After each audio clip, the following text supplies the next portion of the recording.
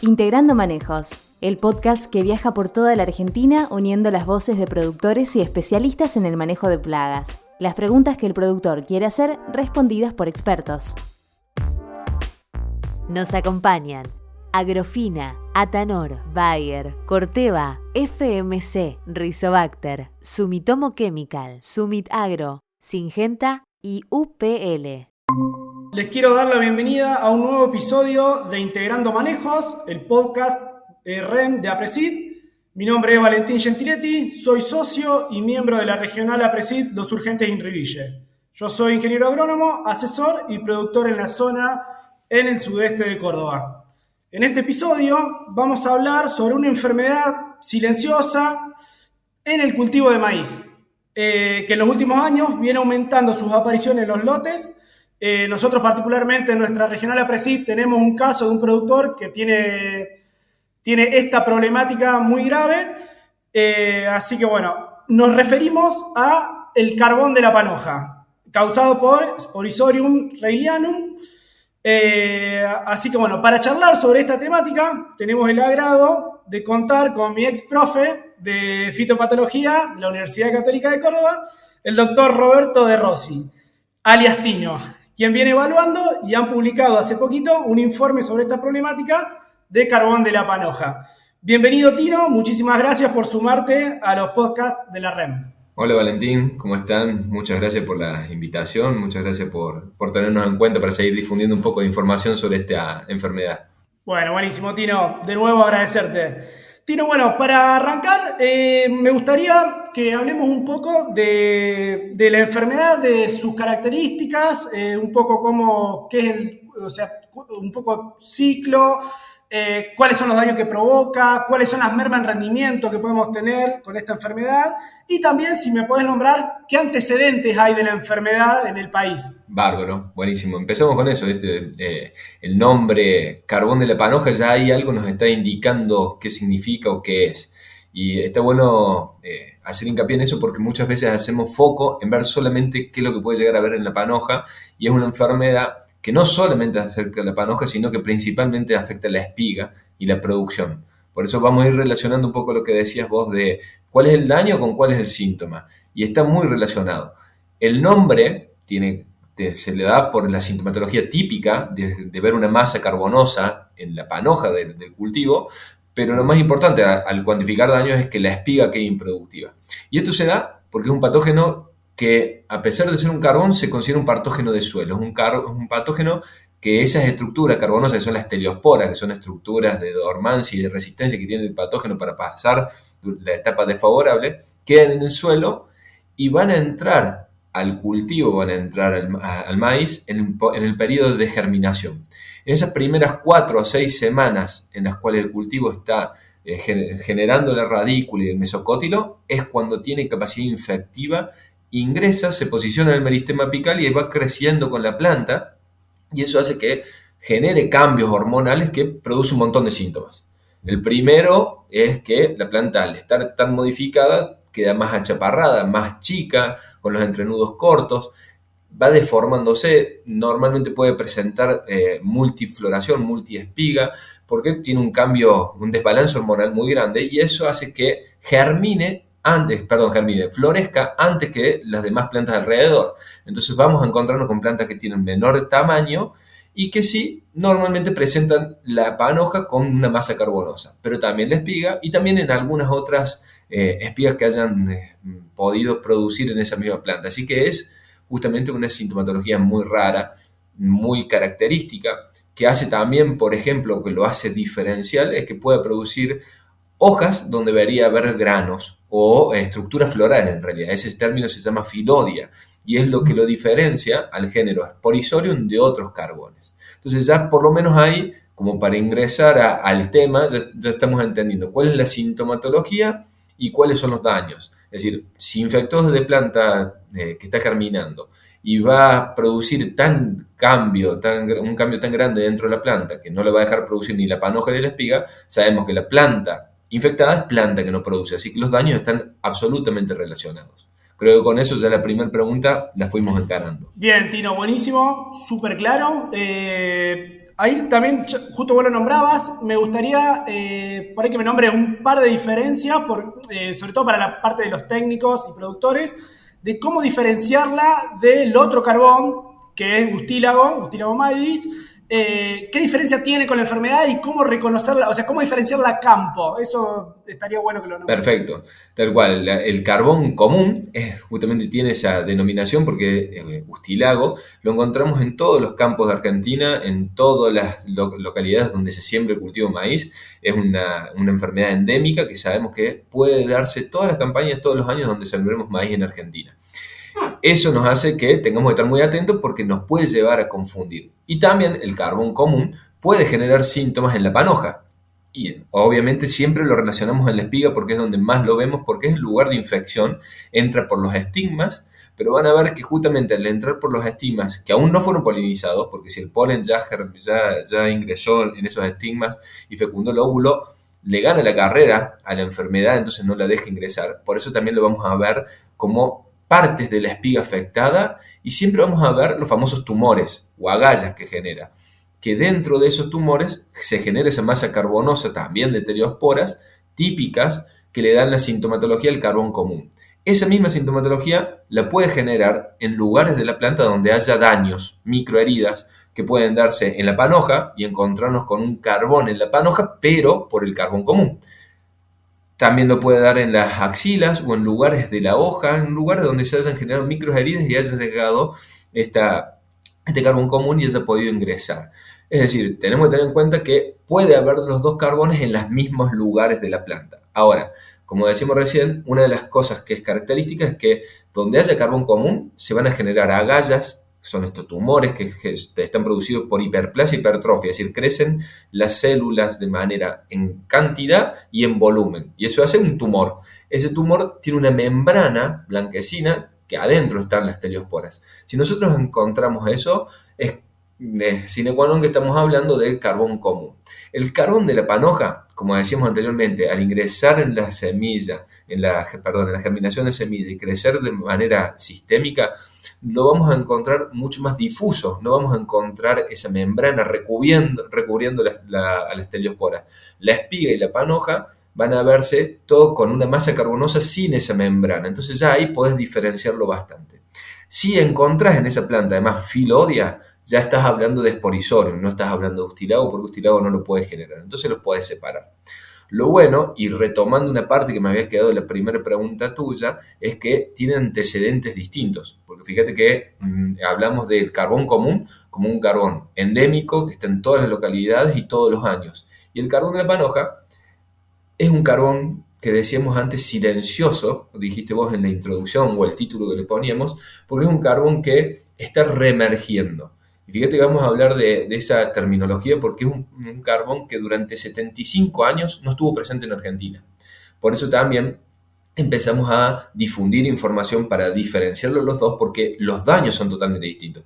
Uno, al ser local, el Ustilago, generar solamente los síntomas en esas células que va deformando, las pérdidas de rendimiento normalmente no son tan grandes. Ahora, Sporisorium, el carbón de la panoja, al infectar toda la planta de manera sistémica y no dejarla producir, planta afectada, el daño que genera es total. Entonces estamos hablando de cosas distintas. Y al no haber tenido durante 75 años en Argentina presencia, son pocos los trabajos, en realidad recién en la campaña 19-20, en la pandémica, fue que hicimos la primera determinación de esta enfermedad en Argentina después de 75 años.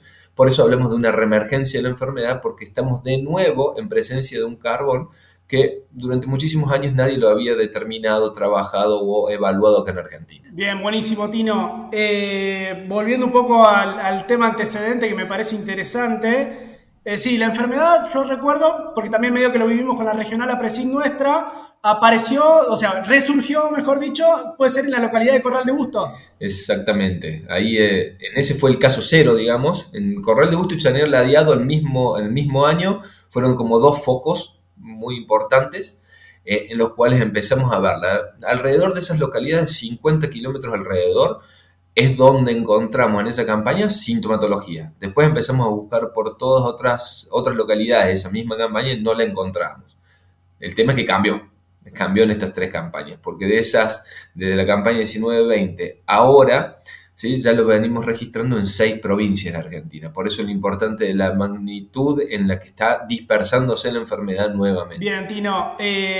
Hablando así otra vez de esto, me gustaría que por ahí nos comentes un poco cuáles son las condiciones para que se desarrolle, digamos, esa infección y qué tiene, o sea, cómo llega la enfermedad al lote. Estaría bueno que veamos un poco esa parte. Bien, justamente y ahí vamos a ir entendiendo un poco el manejo con cómo llegó al lote. Es decir, cómo resurgió acá después de 75 años. Hay muchas hipótesis, no las conocemos específicamente, pero sí sabemos que seguramente en el intercambio de semilla con otros países en los cuales esta enfermedad está presente en los últimos años, puede haber ingresado por fuera porque no infecta la semilla. Entonces eso ya sabemos que la semilla solamente puede llevarla a lugares donde no estaba, pero no es la principal transmisión. La principal dispersión es lo que hacemos localmente, principalmente con las cosechadoras, cuando estamos cosechando lotes que estaban enfermos y que no lo vimos y que de ahí se va yendo para otros lados. Es más,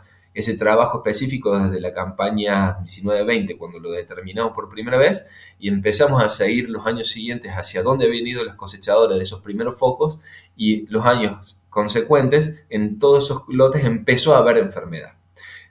Por eso es interesante. Vamos a ir hablando de cómo se dispersa, con qué tenemos que hacer. Y más, hoy estamos en una época que estamos empezando a cosechar los lotes de maíz y tenemos que tener en cuenta, si estamos viéndolo y estamos haciendo determinaciones de qué vamos a hacer con esos lotes para no aumentar esa dispersión. Bien, buenísimo, Tino, súper claro. Te llevo entonces directo a la parte de manejo agronómico. Supongamos que yo soy un productor o un técnico, antes de ir a la parte de que ya tengo la enfermedad, ¿qué puedo hacer yo para tratar de prevenir el ingreso de la enfermedad a mi lote? Bien, a ver, ahora empecemos desde atrás para adelante, Ciro. Ahora que estamos cosechando, es fundamental esto, difundir información y empezar a verlo. ¿Por qué decimos esto? Porque, por ejemplo, el mapa que nosotros estamos generando de una zona muy central, en sur de Santa Fe y sur de Córdoba, donde estaba el foco hace 4 campañas, y ahora te decía que pasó a 6 provincias, muchos de esos focos también es porque hay gente que lo empezó a reconocer, diagnosticar, y empezó a enviar fotos o muestras al laboratorio, a los distintos laboratorios, para verificar que estábamos en presencia de carbón de la panoja y no carbón común. Entonces eso hizo que también la difusión de la información empezáramos a recolectar más cantidad de datos.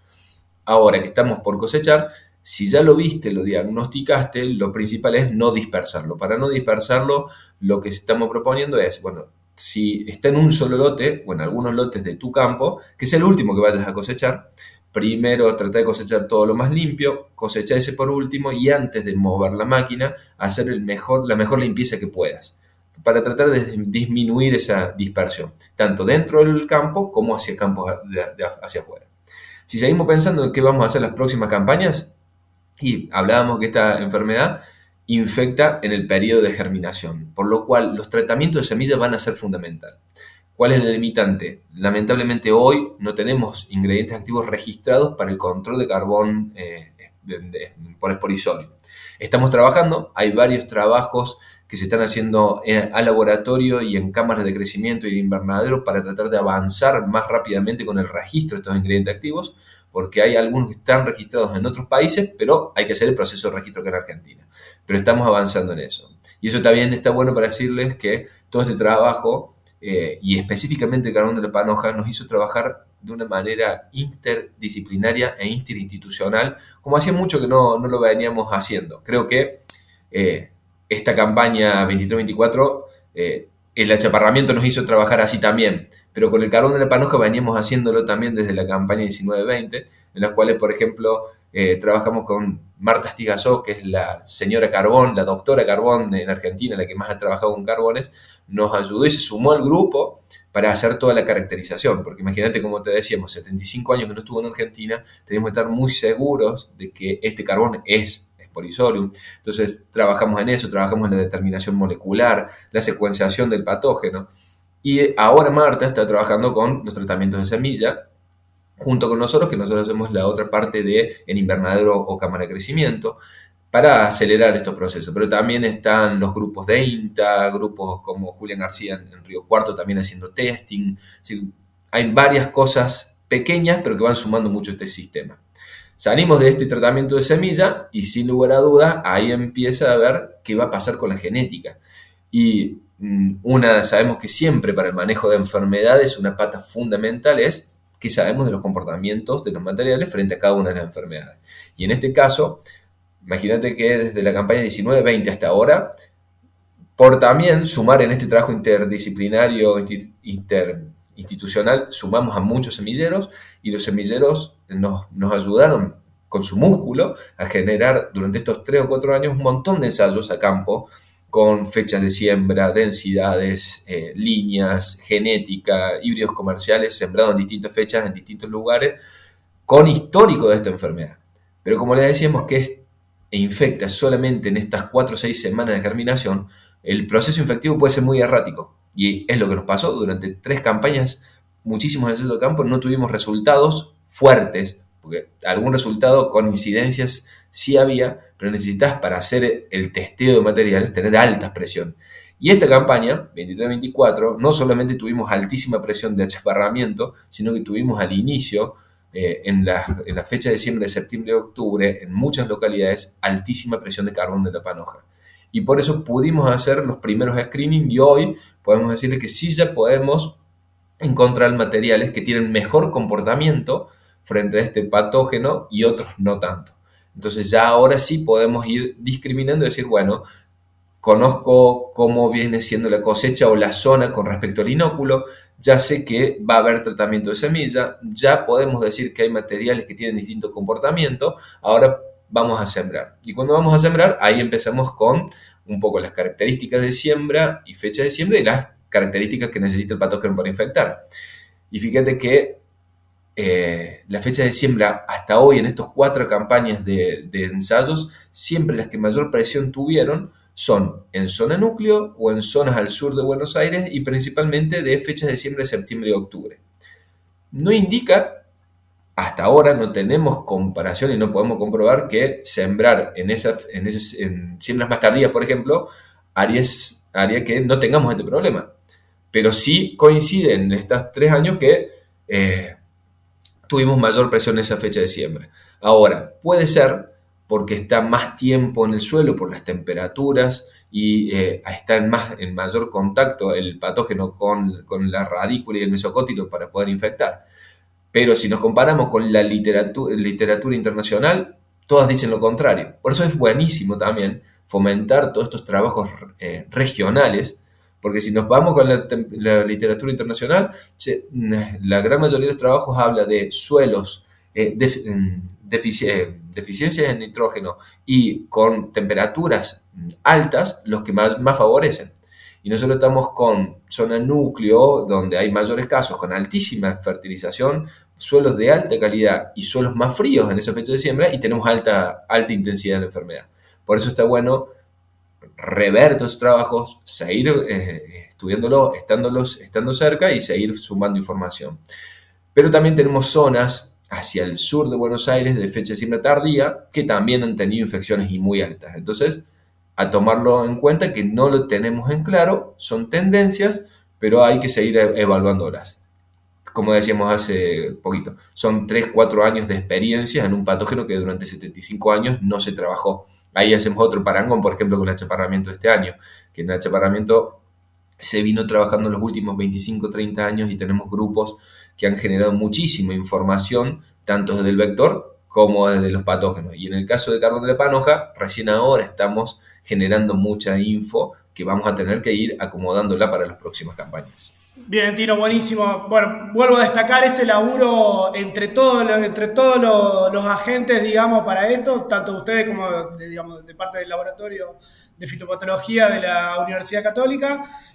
Bueno, INTA, semillero, creo que ese laburo integral está buenísimo para generar toda esa información para que después nos llegue a nosotros, tanto los asesores como productores, y empezar a establecer estas medidas de manejo para tratar de evitar toda esta enfermedad, que el daño, yo he visto lotes acá en la zona nuestra, sudeste de Córdoba, donde tenemos daño de 20, 30, 40%, problemática muy grave.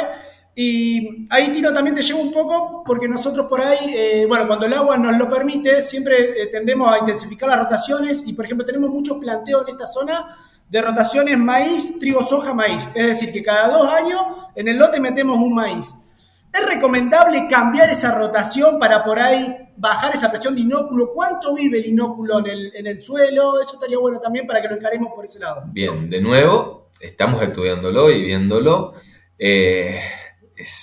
Toda la literatura habla de entre 5, 7, hay algunos trabajos de hasta más años de sobrevivencia de esas teleosporas en los lotes. Así que las rotaciones se nos juega, está complicado. Lo que sí venimos viendo, por ejemplo, de lotes de alta infección, como vos decís, de 30-40% de plantas muertas, cuando volvemos al año siguiente y hacemos ensayos de maíz sobre eso, hay veces que nos da infección y a veces que no. Y volvimos, por ejemplo, dijiste al principio, el establecimiento de Hugo Guío, ¿sí?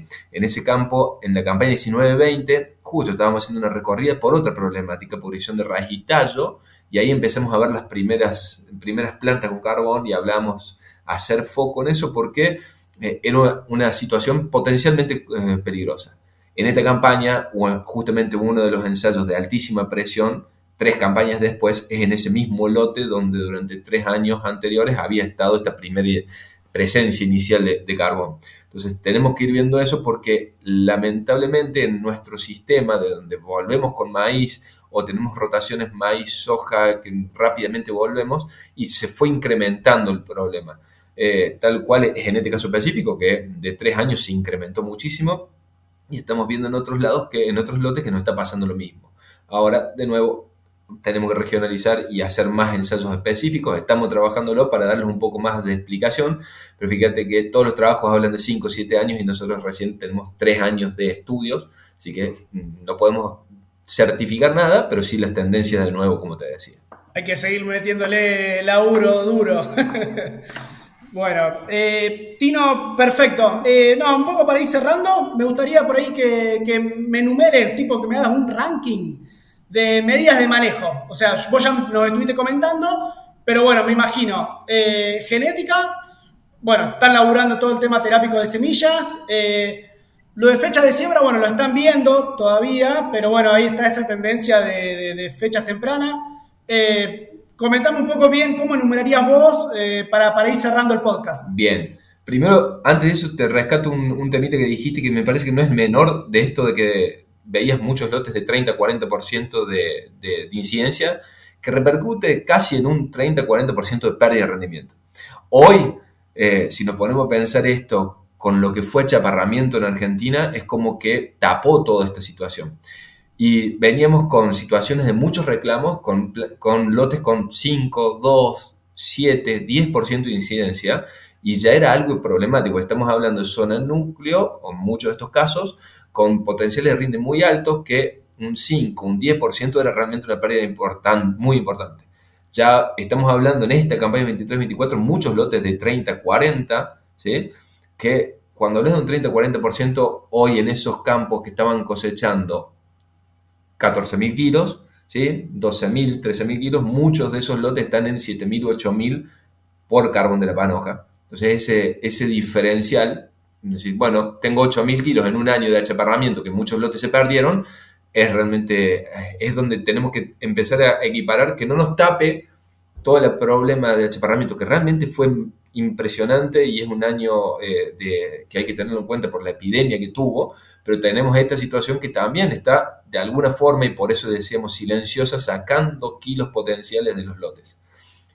Y lo importante de planta enferma, planta que no produce. Entonces casi que la incidencia va a repercutirse en un mismo porcentaje de plantas que no van a producir al final de cosecha.